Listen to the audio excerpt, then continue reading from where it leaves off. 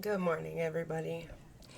This looks like crap. I can't even, so I'm using just my laptop's camera right now.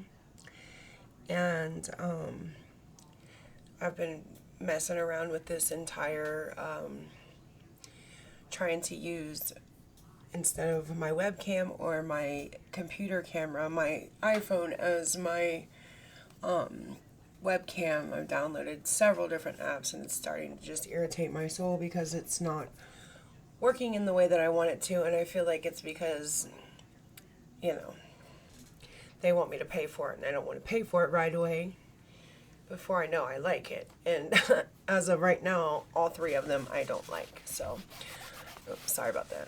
I'm thinking about just getting a whole new fucking webcam since I don't really like the one I have and I don't like my computer's camera. But I like being able to edit from my computer. So, anyway, hopefully everybody's doing well this morning. I think the last time that I got on here and I was talking to everyone, I'm pretty sure when no one was talking about building character, and I know I had a quick reference to epigenetics, which I'm still kind of learning about because it's not actually our DNA per se. It is basically how our bodies respond to our environments, which can cause our system to read our genetic code differently or somehow add different processes to it, which cause different physical illnesses and definitely mental health illnesses. I need to get on reading that more so that I can explain it in layman's terms better for everybody, because it's honestly a very interesting subject, especially if you are someone like me who is, coming out of a process of healing, recovering from multiple things like addiction, depression, alcoholism, all the isms. If you're going through any of that and you are trying to get on a better, more enlightened path where you feel like you have a purpose either to help others or maybe just break curses in your family line. Now, the first time I ever, I believe something that I heard along these lines was years and years ago. My father and I were talking when I had first come out and started discussing with him some of the things that I had gone through with my mother. There were multiple reasons as to why I never told him as a child. I was always in fear of, you know, somehow, some way, if I told him, then my sister and I would be punished or we wouldn't see each other again because we had different fathers. Just a bunch of bullshit. One second, guys. God damn it, Trevor. Every fucking time you do this, you want to badass. You ain't coming back.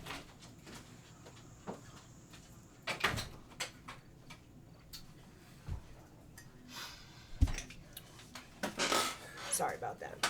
Seems like every time I try to get on here to do something, somebody in my household wants to mess with me. Dog has to go outside. My husband needs something. The baby starts crying. Anyways, I could sit here for hours and absolutely do shit, but as soon as I have something with purpose, the devil comes knocking. Anyways, what I was saying is I think the first time that I ever started learning about things like this was due to having this conversation with my father about not understanding why my mom was the way she was. See, her father was extremely abusive. He left my mother and her sister. My grandmother left him like basically in the middle of the night with my mom and my sister. Long story short, she barely saw him. She didn't grow up with him at all. And somehow, some way, she became just like him. And my father called it something like nurture over nature, or nature over nurture. And see, that's genetic. Like somehow she genetically inherited certain qualities of her father, even though she wasn't around him. But then again, her environment sort of triggered her emotional response to be different. Like, I'm trying to figure out how the best way to explain things like this. Like, for me, as a child, I used to remember, like, thinking about it now as an adult. I'm 35 years old, and I wish I could go back and just hug the little girl that I used to be. And I tell her, she's in there somewhere listening, and I tell her all the time that she's safe and she's loved, and she did everything and some that ever could have been expected of a child. I just wish I could go back and give her a hug in those moments. It's not talked about what experiencing trauma does to a child, a growing person.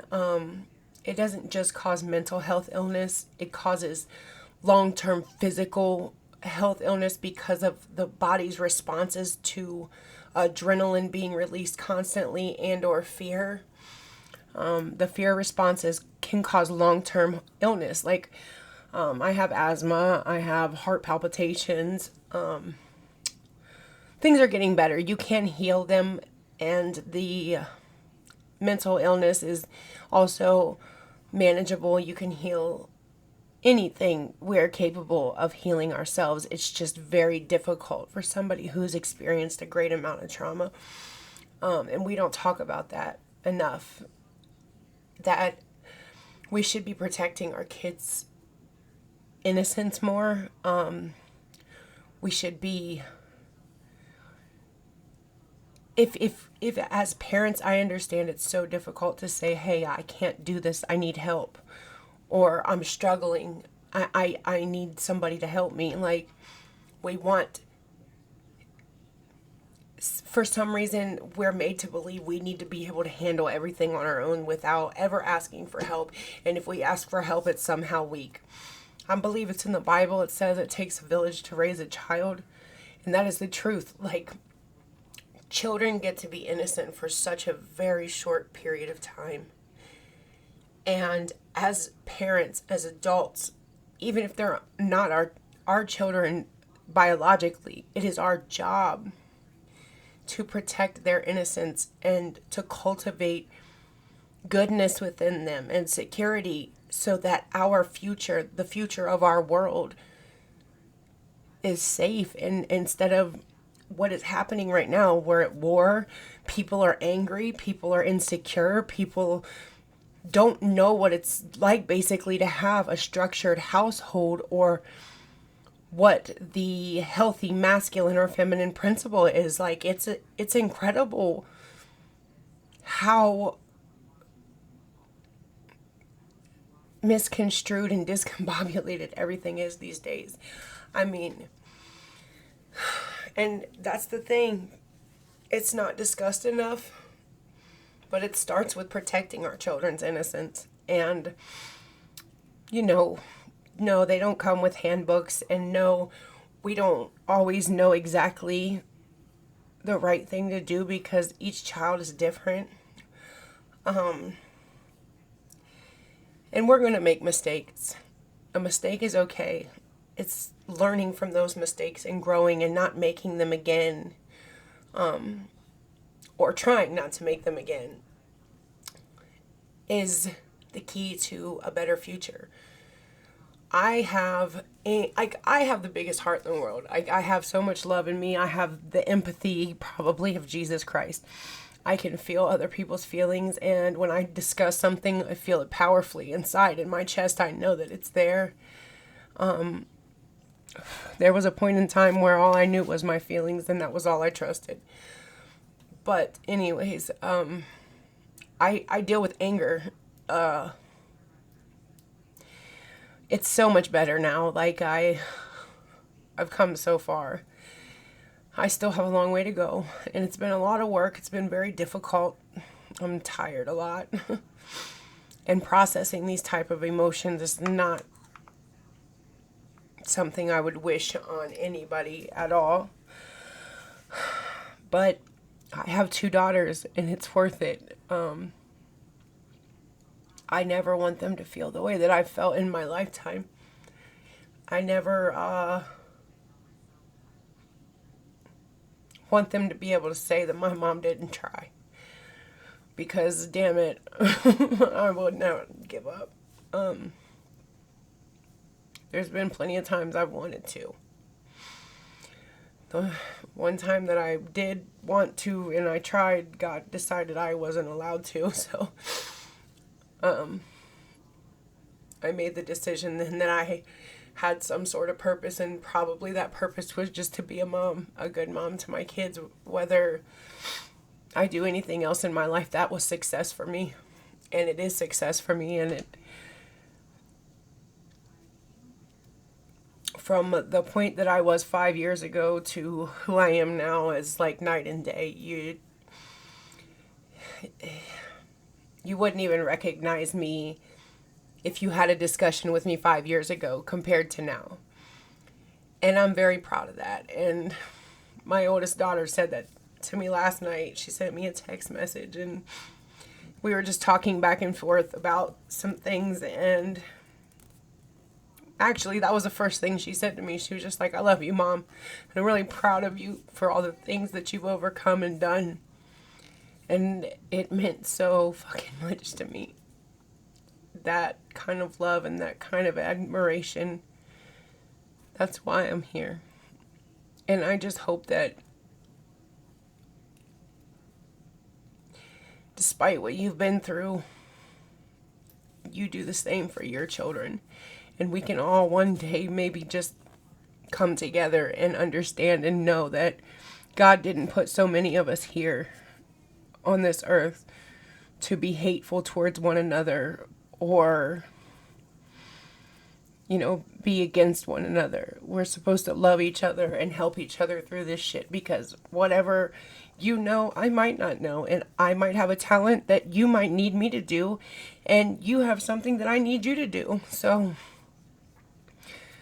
once that simple fact is realized, I think that it will solve many, many, many of Earth's problems. But first, it needs to start with our kids. Let's protect their innocence. It's such a very short period of time that we get to be happy and truly innocent. And then we have to be exposed to all this shit. We shouldn't be, as kids, exposed to things and be afraid all the time. And we should never make our kids feel like they're responsible for our shit. Never. But anyways, my infant, she's not a toddler yet. She's in there. She just woke up. She's saying, hey, come get me. I don't know what she's saying. She's making the noises. So before she starts screaming and sounding like, she's distressed as hell, and I'm not responding because I'm talking to the public. I'm going to get going. Anyway, thank you for listening, and I really, truly hope that you take these words, take heed.